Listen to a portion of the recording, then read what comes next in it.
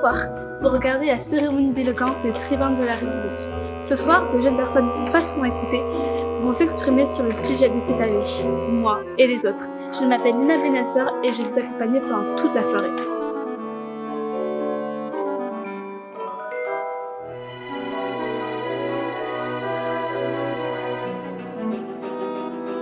Si on doit vivre ensemble, il faut en connaître davantage sur les autres, même les plus démunis. Desnim, 3e de Rosa Parks, va aujourd'hui nous parler des sans-abri.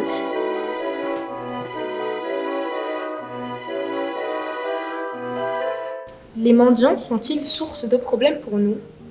Ou au contraire, le sommes-nous pour eux? La réponse va dans les deux sens. Dans une relation, qu'elle soit favorable ou conflictuelle, nous sommes tous concernés, impliqués, responsables. Mais comment remédier aux préjugés qui nous habitent et retisser ce lien de considération dont l'absence nous laisse déshumanisés? Telle est la question. C'est à nous de faire le premier pas. Nos voisins les Belges ont mis en place une initiative intéressante en période de Noël. Pour aider les sans-abri, ils ont eu l'idée d'un calendrier de l'Avent afin que, le jour de Noël, ceux-ci puissent bénéficier d'un repas offert. Pour cela, chaque jour, par solidarité, on peut déposer des produits dans un panier à provisions. Cette initiative a été un franc succès et a été reprise dans plusieurs pays. Et sinon, il est aussi possible de parler aux mendiants en bas de chez soi. Il y a plein de bonnes raisons de le faire. Parce qu'ils ont des histoires à raconter, parce qu'ils ont besoin de soutien, parce que cela ne coûte rien du tout, parce que cela leur fait du bien et parce que cela nous rend de nouveau humains après tout. L'autre jour, alors que je sortais d'une boulangerie, je suis passée devant un mendiant. Je l'ai fixé un moment du regard en m'éloignant. Il était recroquevillé, l'air malheureux. J'ai éprouvé de la peine. Le voyant la main tendue, je me suis rappelé qu'il me restait un peu de monnaie. J'ai alors fait demi-tour pour la lui donner et lui souhaiter bon courage. Et il m'a alors répondu: je suis un être humain, comme tout le monde. Mendiant, sans-abri, SDF, clochard, des mots sans caractère pour parler de personnes que nous croisons quotidiennement sans plus leur prêter attention. À nos yeux, elles semblent devenues transparentes, indignes d'un bonjour ou d'une parole bienveillante. Mais comment vivent-elles la proximité de passants pressés qui passent tant d'énergie à s'occuper de leur vie sans plus prêter attention à l'existence des autres? Le problème n'est peut-être pas que nous ne faisons pas attention aux mendiants, mais que nous nous contentons d'être désolés de ne rien faire pour eux, alors que nous le savons, les petits gestes de bienveillance sont à la portée de tous. Sommes-nous vraiment désolés de ne pas avoir quelque chose à leur donner? Ne serions-nous pas aussi de pauvres personnes? Non pas pauvres au sens social ou économique, mais au sens humain, devenus des égoïstes qui n'ont plus la moindre idée de la misère que supportent celles et ceux qui vivent assis dans la rue, dans le froid, qui n'ont ni à manger ni à boire, qui n'ont pas de soutien ou de chaleur humaine. À leur place, accepterions-nous d'être dédaignés du regard, d'être toisés de haut en bas, d'être frôlés comme un mobilier urbain, de se faire marcher dessus, marcher dedans, marcher au travers? Je vous le demande, de quoi sommes-nous désolés au juste? La France porte de grandes valeurs: liberté, égalité, fraternité. Il est grand temps de les faire revivre.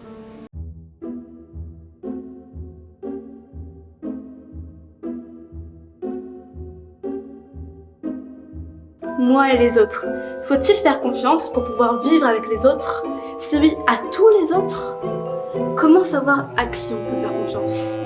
Aiko, 3e de Rosa Parks, va nous lire une lettre destinée à n'importe qui.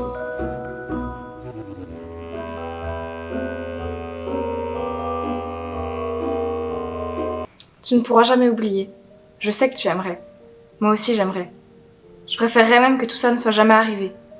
Il va falloir m'en parler. Tu peux pas garder tout ça pour toi. Crie si tu veux, mais crache tout. Tu es brisé. Il ne reste plus rien intact en toi. Je le vois bien. Mais tu as honte, alors tu le caches. Tout comme ces coupures sur tes poignets. Tu n'oses même plus te regarder dans le miroir. Tu es devenue ta propre ennemie.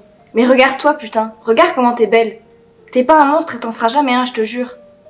Quand très tard le soir, tu trouves enfin le sommeil, tu revis la scène. Encore et encore. Alors tu ne dors plus. Tes cernes se sont creusées aussi rapidement qu'il t'a brisé. Tu voudrais hurler. Hurler ces mots qui te brûlent la gorge depuis des mois. Que oui, il t'a violée. Mais au cas où on sort, il ne sortira probablement jamais. C'est ma faute.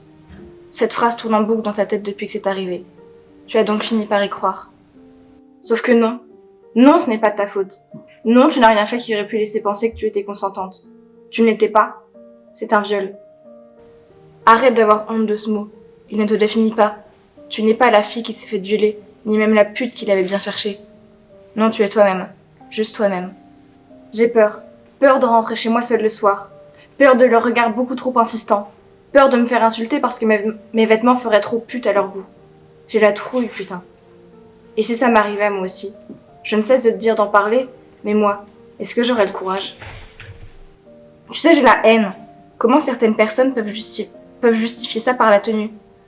Et pourquoi des tas de vies sont brisées chaque jour, mais que très peu de leurs violeurs sont punis? J'en ai des questions, sans doute trop. Mais c'est tellement rageant de te voir briser comme ça. J'ai peur de pas trouver les bons mots. Peur de justement dire quelque chose qu'il ne fallait pas. Dire quelque chose qui empirerait la situation. Chaque jour, en rentrant chez toi, tu montes sur le toit de ton immeuble et tu t'assois sur le bord. Tu rêverais de sauter. Tu as même calculé l'endroit où tu atterriras.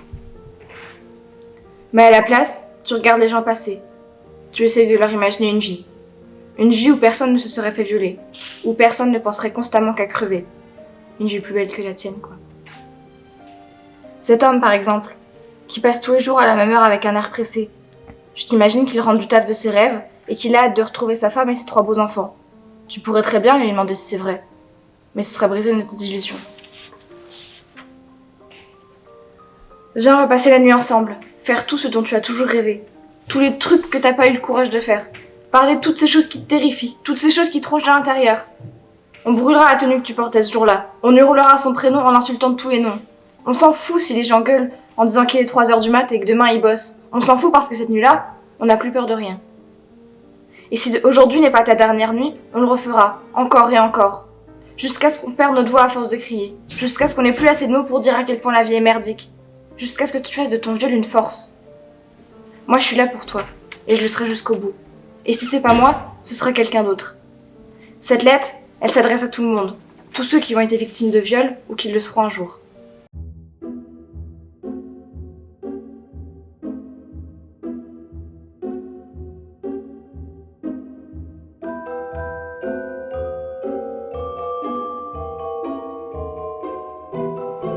Moi et les autres.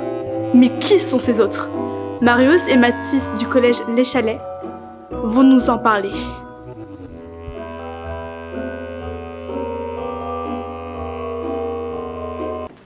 D'après Jean-Paul Sartre, l'enfer c'est les autres. Alors c'est moi ou toi l'enfer? Je trouve que c'est un peu excessif, mais c'est vrai que je suis presque toujours obligé de m'adapter aux attentes de mes proches. Si tu aimes les philosophes, je peux te citer Karl Marx et Jean-Jacques Rousseau. Selon eux, l'enfer ne relève pas de la torture physique, mais du fait de ne jamais pouvoir s'extraire du jugement d'autrui. Je vois, autrui. Comme nos parents, nos amis, nos camarades, même ceux dont on ne sait pas le nom. Je suis obligé de m'habiller d'une certaine façon. Comme tout le monde en fait. Si j'assume des goûts différents, je peux être exclu, moqué, dénigré. C'est toute la société qui nous crée des obligations, qui nous donne des injonctions.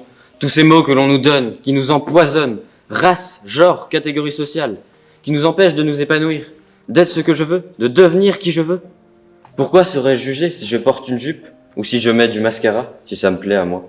Parfois il y a certains stéréotypes auxquels je me conforme sans même m'en rendre compte. J'adapte mon comportement pour ne pas avoir d'ennui, ne pas sortir du lot, m'intégrer au risque de me renier. Dans un entretien d'embauche, si on me demande ma personnalité et mes défauts, aurais-je le job si je dis que je suis paresseux, bizarre et misanthrope? Sûrement pas. Je devrais dire que je suis impulsif, Comprendre dynamique, perfectionniste, comprendre travailleur, gourmand. comprendre que tu regardes Top Chef ou que tu t'es mis à la cuisine comme tout le monde pendant le confinement. D'ailleurs, le système scolaire, nos profs, participent aussi à cette catégorisation. L'école, c'est une réplique de la société. Parce que la majorité de nos profs ont été de bons élèves, ils veulent donc reproduire de bons élèves et peuvent avoir du mal à comprendre qu'on ne puisse pas être scolaire. Les profs, ce sont des adultes, ce que nous deviendrons, ceux qui nous jugent, nous menottent, nous privent de nos libertés, nous cernent, nous guettent, nous classent, nous étiquettent. Les hiérarchies sociales nous enlèvent nos libertés, surtout ceux qui sont en bas de cette échelle. Comme le collège en fait. Comme l'explique très bien Marx et Rousseau, l'homme ne peut exister sans les autres, mais la coexistence a souvent pour effet l'exploitation des uns par les autres. L'exploitation, c'est par le travail notamment. La société nous force à travailler, alors que le travail peut être un lieu de violence verbale, psychologique, économique. Comme le collège en fait. Allez viens mon ref, on n'a plus qu'à quitter la société. On vivra comme Robinson Crusoe. Tu oublies qu'il était malheureux seul sur son île. Je ne pense pas que l'homme puisse vivre sans les autres. L'homme a toujours vécu en groupe, en société. Si nous n'avions pas appris à coopérer, Nous n'aurions pas survécu. nous n'aurions pas développé les techniques. Nous n'aurions pas développé le langage. Nous n'aurions pas évolué. Nous ne serions pas l'espèce dominante de cette planète. C'est les autres qui nous font grandir, qui nous rendent humains. Françoise Dolto parlait d'éducation humanisante. Regarde les enfants sauvages. Une fois revenus parmi les hommes, ils ne pouvaient pas s'y adapter. Ils ne parlaient quasiment pas et n'avaient pas les codes sociaux. C'est grâce aux autres que nous arrivions à vivre et ce lien est primordial, certes pour survivre mais aussi pour se dépasser. Être meilleur, Viser l'excellence, être quelqu'un qui compte parmi les autres. le maillon d'une chaîne.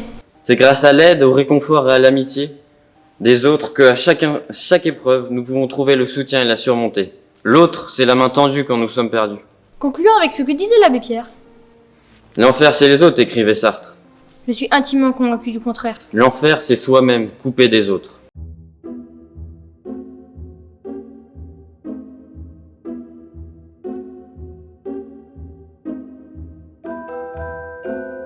Si je ne sais pas à qui faire confiance, y a-t-il un endroit où je peux? L'école, par exemple. Une présentation de Azinatok.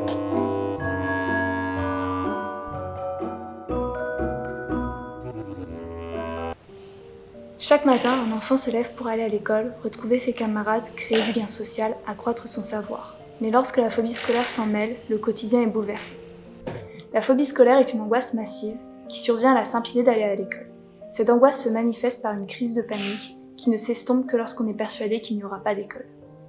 On ne peut pas dater son apparition précise, mais on peut dire qu'au XIXe siècle, des psychanalystes avaient déjà observé ce phénomène. Mais hier comme aujourd'hui, il est difficile de connaître les causes de cette phobie. C'est pour ça qu'on a plutôt tendance à parler de refus scolaire. 3% des élèves sont aujourd'hui confrontés à cette dure réalité. Refus d'aller à l'école, mais pas forcément repli social. Pour moi, cela a commencé par l'impossibilité de franchir la grille du lycée, du jour au lendemain. Une peur panique et incontrôlable de franchir un portail que j'avais pourtant franchi auparavant. S'ensuit une succession de rencontres avec l'infirmière du lycée, pas d'une grande aide, la proviseure du lycée qui n'a qu'un seul mot à la bouche, obligation scolaire, puis le médecin scolaire qui aide à un retour progressif au lycée, puis le changement de lycée. Toutes ces démarches faites avec mes parents, incapables de m'aider à surmonter ma peur et souvent esselés face aux institutions. Même si je n'ai pas réussi à aller régulièrement dans ce nouveau lycée, je me sentais dans un environnement plus humain, où on me laissait le temps de me réadapter. Le lycée avant, c'était moi et les autres que je ne pouvais affronter. Une peur panique des autres, du regard des autres. S'ensuit un rapport à moi qui se dégrade. Trop nulle, pas assez bonne, pas capable, peur de rater ma scolarité. Ces angoisses disparaissaient lorsque j'étais seule, chez moi, sans le regard des autres, sans le jugement des autres. Mais me jugeait-on vraiment? C'était en tout cas ce que je croyais. Je ne voulais plus des contraintes de ce système scolaire sans vraiment savoir ce qui m'inquiétait dedans. J'ai donc dû faire confiance à mon moi pour pouvoir retourner au lycée. J'ai dû faire confiance aux autres pour pouvoir y retourner. Cela a pris 2 mois difficiles pour ma famille, mes amis, car tout le monde se remet en question. Au lycée, quand on demande à rencontrer des personnes comme nous pour parler, trouver des solutions, personne, pas de stats, on est seul. Et comme l'obligation scolaire s'arrête à 16 ans, combien de phobiques scolaires sont sorties du système scolaire sans qu'on se soucie d'eux? Les enfants atteints de cette phobie doivent puiser en eux la force de pouvoir retourner au lycée.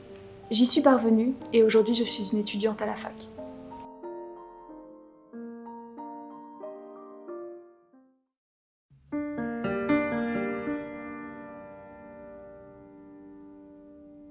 Solitude, je m'amuse, solitude, t'es m'amuse. Les mots ne veulent rien entendre, toute ma vie j'ai su attendre ce moment d'altruisme à la recherche du séisme, explosion de sang, sans le vent c'est défense, nos relations meurent dans les bombes, peur devrait être dans la tombe. Je m'aime de moins en moins, je vous aime de plus en plus quand je t'aime comme tu m'aimes. Là est le bonus, la brillance dans nos erreurs, tête reste haute dans les mers.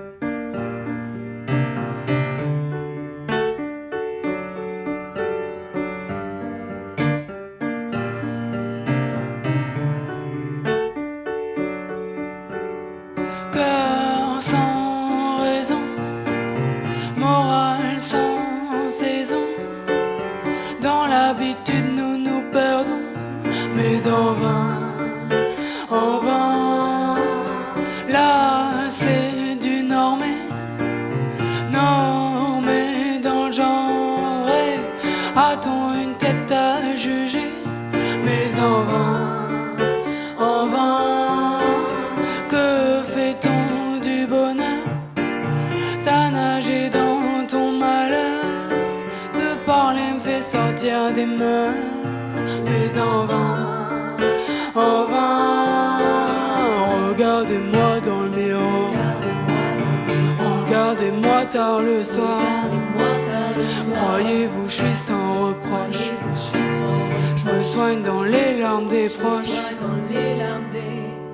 première âme côtoyée, obligé de me supporter, j'essaie de m'ignorer, mais en vain, être en harmonie avec mon être, plus une pensée au paraître, situation être le maître, mais en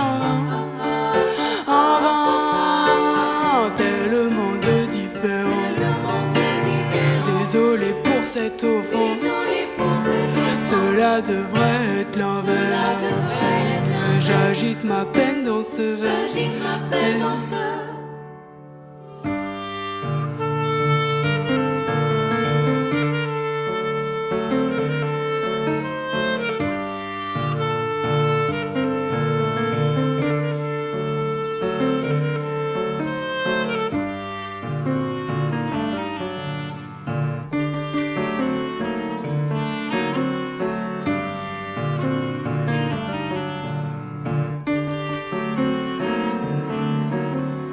toi, moi, les autres, acceptons d'être comme autres.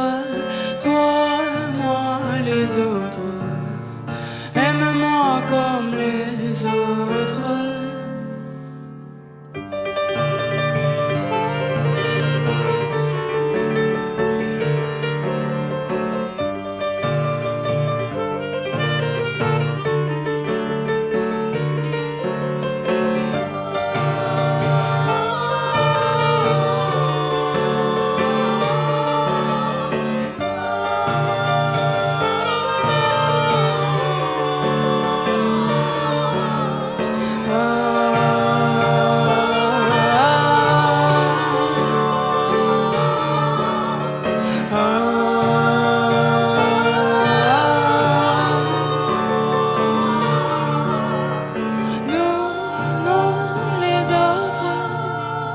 Considérez tous comme autres, nous les autres, désignons l'autre comme autre.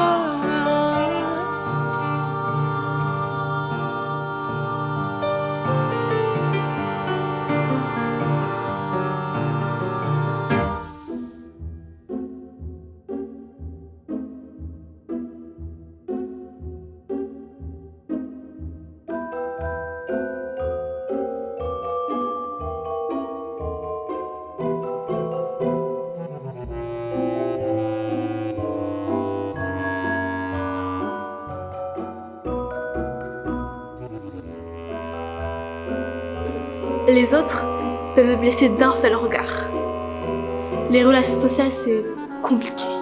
Et c'est justement le thème de Noémie et Ewana du lycée Marie-Lefranc.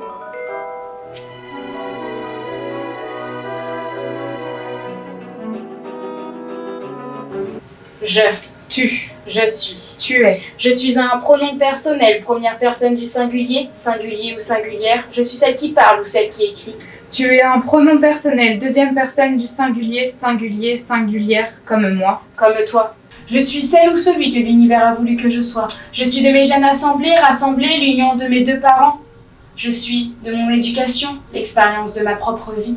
Et pourtant, je suis de ces personnes qui ne cessent de s'interroger sur ce qu'elles sont réellement, sur ce qu'elles veulent être professionnellement ou simplement humainement. tu es un être humain, considéré comme une personne avec laquelle nous tissons des liens d'intersubjectivité et des rapports moraux. Je suis de ces personnes qui cherchent leur orientation sexuelle à avoir un meilleur comportement. Finalement, je peux te définir comme un autre moi qui n'est pas moi. Et pourtant, avec Rimbaud, avouons-le, je est un autre. Avec les autres, je peux interagir et former des discussions. Les autres me permettre d'être une nouvelle personne, une amie un ami, la part d'un tout. Avec les autres, J'apprends à être généreux. Avec les autres, Je deviens un autre moi-même. Un meilleur moi-même. Meilleur. Certaines relations peuvent devenir intenses. Amitié. Amour. Empathie. Compassion. Explique pourquoi nous pardonnons, car nous pardonnons à ceux que nous aimons, à ces autres qui ne sont plus des inconnus mais des parts de nous-mêmes incarnées dans l'altérité. Je et tu sont des pronoms personnels, singuliers, réunis au pluriel qui côtoient l'être humain dans son ensemble, avec l'autre. Avec toi, je construis cette humanité qui nous est commune. Il existe une définition de la discrimination en droit. Mais au-delà du droit, la discrimination, c'est le préjugé. C'est ce que je pense des autres, ce que je leur fais subir, ce qu'ils me font subir. Les critères discriminants, c'est l'origine, le patronyme, l'opinion politique ou encore l'orientation sexuelle. Il y a 23 critères pour te définir et te dire que tu n'es pas comme moi, et c'est pour ça que je ne t'aime pas. Tu es roux. Tu es gay. Tu es noir. Tu es musulman. Tu es femme. Tu es ce que je ne suis pas et je ne veux pas être cet autre qui est toi. Abdel ne rentrera pas en discothèque. Sophie n'aura pas cet emploi. Fatoumata n'aura pas ce stage. Simon n'aura pas ce logement. Trop noir. Trop femme. Trop arabe. Trop juif. Harcèlement. Sexisme. Racisme. Xénophobie. Préjugés. Stéréotypes. Qui sont les voleurs? Qui sont les terroristes? Qui sont les noirs qui dansent, les femmes soumises, les blondes stupides? L'enfer, c'est les autres, nous indique Jean-Paul Sartre dans Huis clos. Alors, je suis l'enfer des autres. Je suis sûrement aussi coupable que je suis victime. Regardons-nous dans ce miroir de vérité. Qui est cette personne qui un jour a hurlé sur ses enfants jusqu'à les faire pleurer? Qui est cette personne qui s'est fait insulter et a sombré dans la colère jusqu'à ce qu'un nez fût cassé? Qui est ce menteur qui a accusé son voisin d'un délit imaginaire? Qui est cette personne qui a regardé au loin pour ne pas voir le mal sous son nez? Je l'avoue, je suis cet autre. J'ai été et je le suis encore coupable. Comme toi.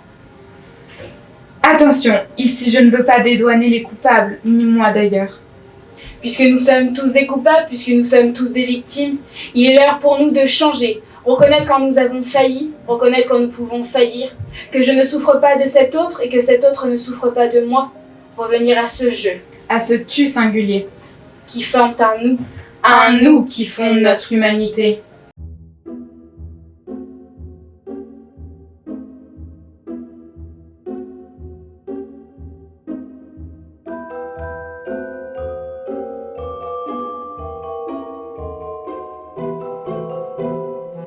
Face aux autres, comment réagir? Léa Prado du collège Échange va nous donner sa vision des choses.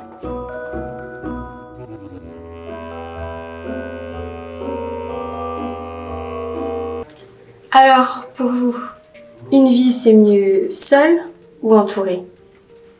C'est mieux seule ou avec les autres? Après tout, chaque mode de vie comporte des avantages et des inconvénients. Mais en existe-t-il un qui soit plus avantageux que l'autre, ou du moins plus agréable? Pour ma part, j'adore être seule. Et là, j'ai déjà les questions dans vos têtes. Pourquoi? C'est simple. Si je suis seule, personne ne vient m'embêter. Je décide de ce que je veux et je n'ai aucune obligation. Enfin, juste quand je suis seule chez moi. Parce que en société, c'est un peu plus compliqué de faire ce que je désire. Avouez que des fois, ça fait du bien de ne pas être soumis à des obligations. Les tâches ménagères comme mettre la table, faire son lit, passer l'aspirateur, c'est vraiment pas marrant. Après tout, quand je suis seule, je suis tranquille, libre de mes décisions. Je n'ai personne sur le dos et comme le dit le dicton, seul on peut soulever des montagnes. Quand je suis avec les autres, cela peut être plaisant tout comme énervant. Très énervant. Ils ne sont pas tous mes amis et certains sont juste impossibles à supporter. Par rapport à quand je suis seule, je dois toujours négocier ou faire des concessions. Bah oui. Ils sont pas forcément d'accord avec moi et personnellement, j'aime pas trop faire la conversation avec eux. Ça peut durer des heures si on ne rejoint pas une même idée. Oui, certaines personnes sont très têtues et croyez-moi, j'en connais pas mal. Dans ces moments-là, je préférerais vraiment être seule pour pouvoir faire mes choix. Mais quand j'y pense, Rester seul, c'est impossible. De une, on ne partage plus rien avec personne, mais surtout, on a besoin des autres pour avancer dans la vie. C'est vrai, que serait l'école sans les profs? Et de deux, on ne peut pas éradiquer tous les humains de la Terre pour rester seul sur la planète. Techniquement, c'est pas possible. Dans la vie, on sera toujours entouré. Bon, je suis sûre qu'on va réussir à trouver des points positifs. Les autres nous rendent heureux quand on est triste. Ils sont presque toujours là pour nous réconforter, pour nous faire rire, mais ils sont là. Souvent, dans une société, quand on a une idée, on ne peut pas l'instaurer seul. Exemple, si une personne commence à manifester d'elle-même, il y en aura toujours d'autres pour rejoindre sa cause et l'aider dans son combat. À Münster, une petite ville d'Allemagne, où réside Naomi State, une youtubeuse de 19 ans, surnommée depuis peu l'anti-Greta. Cette jeune fille a déjà réussi à entraîner de nombreuses personnes dans sa folie du climato-sceptisme, persuadée de la bonne santé de notre planète. Mais à 1250 km de là, avec 14 heures de voiture, 3 jours de vélo ou 10 jours de marche, c'est vous qui voyez, vous arriverez à Stockholm où Greta, elle, a commencé seule et sans vrais impacts. Mais maintenant suivie par des milliers et des milliers de jeunes qui se mobilisent pour le climat. Gandhi, lui aussi a commencé seul, mais il a eu besoin des autres pour obtenir l'indépendance de l'Inde. L'idée peut venir d'une personne, mais il nous faudra toujours de l'aide pour la mettre en place. Finalement, on peut dire qu'une vie seule n'est pas une vie, et que même si des fois on a envie de s'isoler, ce ne sera pas pour l'éternité. C'est dans l'unité qu'on trouve la force. Seul, on peut soulever des montagnes, mais il nous faudra toujours l'aide des autres pour les renverser.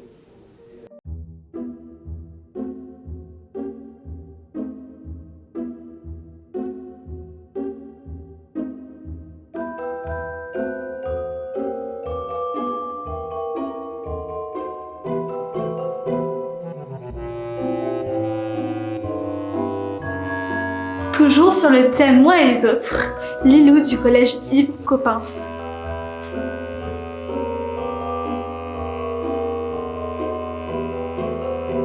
Bonjour, je m'appelle Lilou et j'ai bientôt 15 ans. 15 ans, l'âge où le regard des autres change. L'autre jour, alors que je me préparais pour sortir de chez moi, je suis passée devant mon miroir et alors que j'examinais ma tenue et que je ne me trouvais pas forcément belle, je me suis demandé: mais au fond, qu'est-ce qu'être une belle femme? Qu'est-ce qui caractérise le corps parfait, voire même le corps parfait existe-t-il? Alors, je vous le demande à vous, cher auditoire. Avez-vous des réponses à me donner? Car je pense que si nos yeux voyaient l'âme des gens, l'idéal de beauté serait complètement différent. Dans de nombreuses sociétés, que ce soit en Europe, en Amérique ou en Asie, la pression sociale du visage et du corps parfait chez la femme est omniprésente. Les critères de beauté sont établis et dictés par la société. La différence semble d'eux mal vue. Le long combat pour atteindre la perfection physique est d'autant plus rude et difficile, aussi bien mentalement que physiquement, surtout pour les plus jeunes. D'ailleurs, dans les contes pour enfants, les princesses sont connues pour leur beauté et non pas pour leur bravoure ou leur courage. Elles attendent patiemment la venue du prince charmant et chantent en faisant le ménage.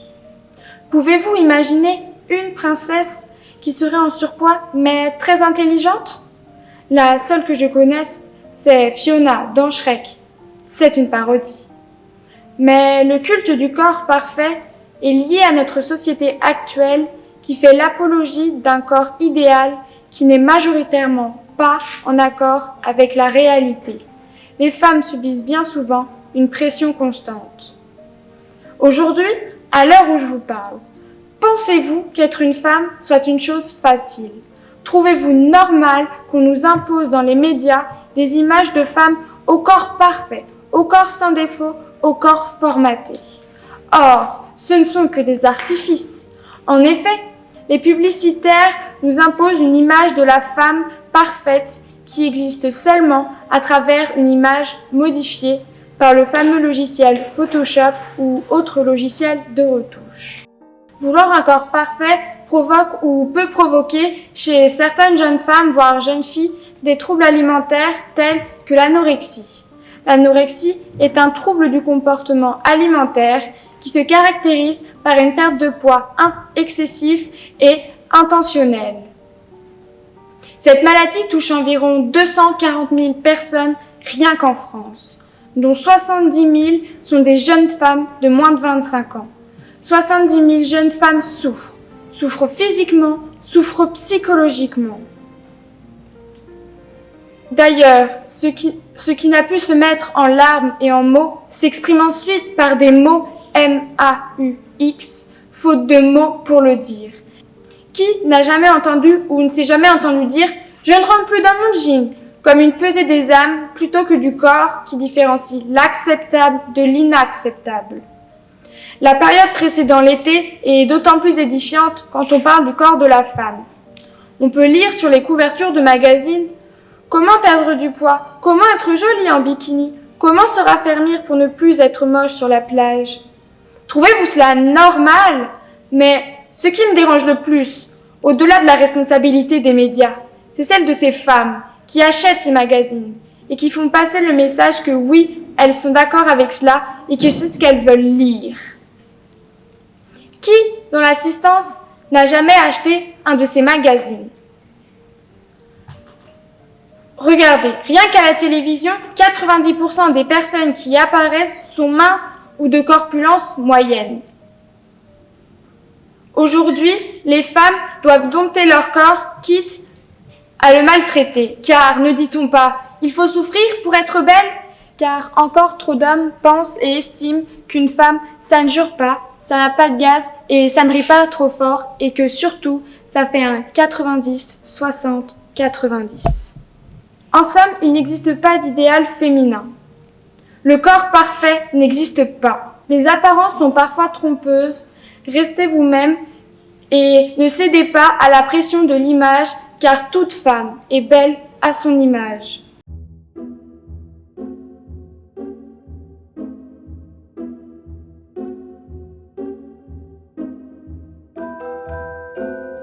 Avoir confiance en l'autre, mais comment ? En ayant confiance en soi ? Peut-être. De Valodia, du collège Gérard Nerval.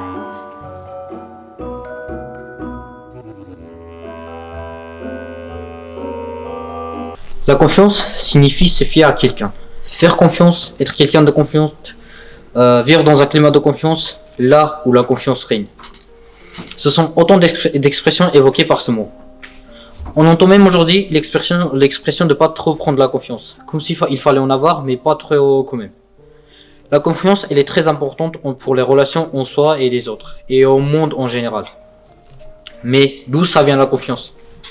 La confiance, elle vient de moi et des autres.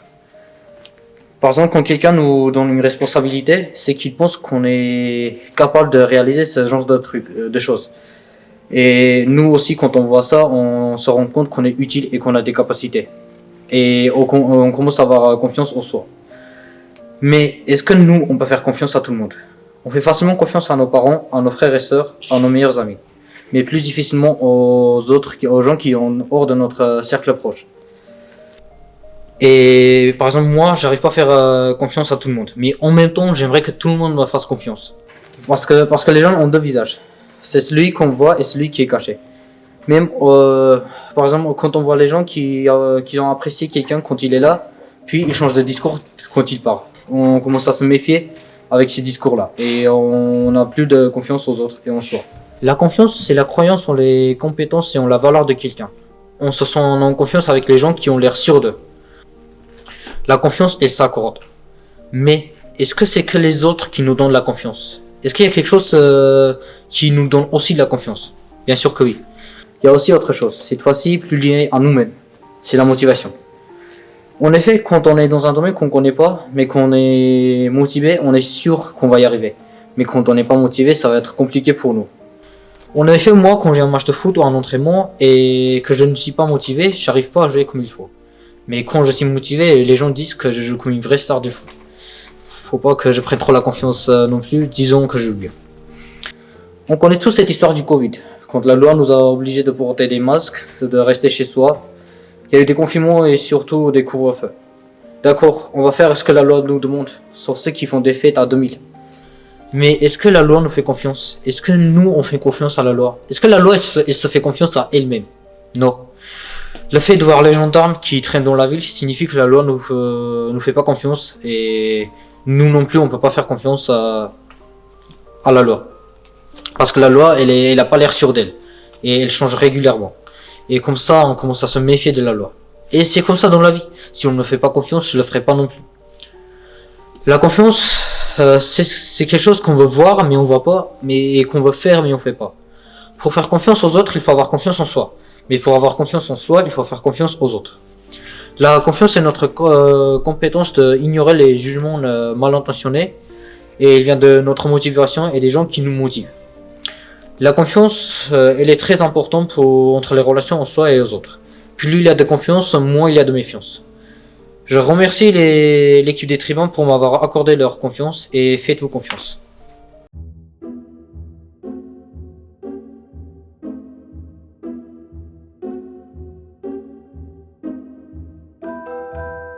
L'acceptation. Nous devons accepter les autres pour que nous puissions vivre ensemble, n'est-ce pas? De Élixen Gouvin.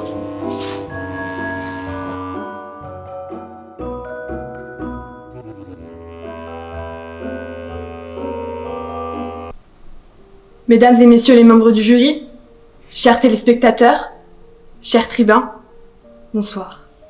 En cet instant où je prends la parole pour les autres, j'ai, dans cette enceinte de culture que je me permets d'investir comme une enceinte de justice, face à moi, plus d'adversaires que jamais. Les préjugés d'abord, la méfiance, la défiance même. Vous, moi, les autres. Mesdames et messieurs les jurés, j'ai besoin de vous. Aujourd'hui, plus que jamais. Et je n'en appelle pas à votre pitié, non, mais à votre humanité, à vos qualités, d'hommes et de femmes. Des hommes et des femmes. Des êtres vivants, sur la même planète. Des êtres modélisés de manière uniforme et invariable. Un corps, un cœur, de la peau. Mais voilà que mis les uns à côté des autres, ces êtres apparaissent différents. L'un a la peau claire, l'autre foncée. L'un croit en Dieu, l'autre affirme qu'il n'existe pas. Et quand l'un et l'autre croient en Dieu, le Dieu en lequel ils croient n'est pas le même. L'un est un homme qui aime les hommes, l'autre est un homme qui préfère les femmes. L'un encore met les céréales avant le lait, l'autre le lait avant les céréales. Cette liste, loin d'être exhaustive, met la lumière sur le particularisme humain, sur l'être humain dans son infinie diversité. Diversité non acceptée, diversité rejetée, les autres accusés d'être différents. Et c'est ainsi que se pose devant vous la question, mesdames et messieurs, de savoir si oui ou non, les autres doivent être jugés coupables d'être différents. Aujourd'hui, devant vous, mesdames et messieurs, je plaide non coupable pour les autres d'être différents. Et j'accuse cette société qui les a mis dans une telle situation. Non, discrimination. Tel est un principe que je présente fièrement devant vous aujourd'hui. Contenu dans de nombreux textes de droit incontournables, il désigne l'interdiction faite de traiter une personne différemment selon des critères tels que son âge, son apparence, son sexe ou encore ses croyances. Ainsi, on ne peut traiter une personne moins favorablement en raison de ce qu'elle est. Et vous pourrez d'ores et déjà en conclure, mesdames et messieurs, que non, les autres ne peuvent être jugés coupables d'être différents. Mais continuons. Égalité. Elle doit susciter une passion ardente, invincible, insatiable. L'égalité. Pourquoi? Parce qu'elle est consubstantielle à notre vie démocratique. Cette vie démocratique qui nous permet à tous de nous exprimer et de participer à la vie en société, sans distinction. Liberté, dans mon discours, je prononce ton nom. Elle induit une liberté de culte, d'expression ou encore d'opinion. Et à ce propos, je me contenterai de vous poser une question. Mesdames et messieurs, comment osez-vous affirmer, revendiquer une liberté que vous n'êtes pas capable de reconnaître aux autres? Voilà 3 principes en lesquelles je crois profondément. Et ces quelques minutes sont trop brèves pour vous dire tout l'amour que je leur porte. Alors je finirai par vous démontrer que la richesse, que la différence est une richesse. L'autre, étant différent, est forcément détenteur de quelque chose que vous n'avez pas. Et n'êtes-vous pas curieux d'en apprendre davantage? Je crois, j'en suis sûre même, que l'on n'est jamais trop cultivé. Alors c'est en dépassant les différences et un jugement hâtif que vous pourrez découvrir de nouvelles saveurs, de nouvelles odeurs, de nouvelles mélodies. C'est en vous ouvrant aux autres, en vous ouvrant au monde, que vous deviendrez riche de culture et de savoir. Ainsi, pour toutes ces raisons, et il en existe tant d'autres, je vous demanderai, mesdames et messieurs, de juger les autres non coupables d'être différents. Aussi, permettez-moi de me retirer en tant que juriste et de me faire entendre en tant qu'autre. Et pour que plus jamais personne ne soit accusé d'être différent, quittons ensemble, par l'esprit, cette enceinte de justice que nous avons créée.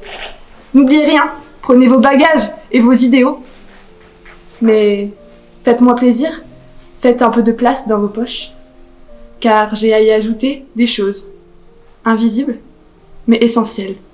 De la confiance, ça je vous en mets plein. Que vous soyez blanc, noir, petit, grand, gros, maigre, homosexuel, hétérosexuel, catholique, musulman, qui que vous soyez en fait, levez la tête et foncez. Soyez fiers de qui vous êtes. De la persévérance. La vie, ce n'est pas toujours facile. Ils vous diront justement que vous êtes trop petit, trop grand, pas assez brune, trop catholique. Eh bien, vous devez poursuivre vos efforts. Vous avez tout ce qu'il faut pour réussir. De l'indulgence. Souriez, soyez à l'écoute, soyez patient. C'est peut-être tout ce dont les autres ont besoin et ce dont vous aurez aussi besoin demain. Du plaisir. Je vous invite à aimer la vie. Et ce n'est pas qu'une expression. Plus on est de fous et plus on rit. De la tolérance. Beaucoup, beaucoup, beaucoup de tolérance. Je vous invite à respecter les autres, à accepter leurs choix et leurs différences. Mais surtout, pas d'étiquette. Sur les êtres humains, on ne doit jamais mettre d'étiquette. Ne laissez personne vous catégoriser et ne catégorisez plus. Voilà, je vous mets de tout cela. Et j'y ajoute un peu de mon amour et beaucoup de mon espoir. Assez pour que vous puissiez le partager. Pour que plus jamais personne n'ait à cacher qui il est. Pour que plus jamais personne ne soit accusé d'être différent. Merci.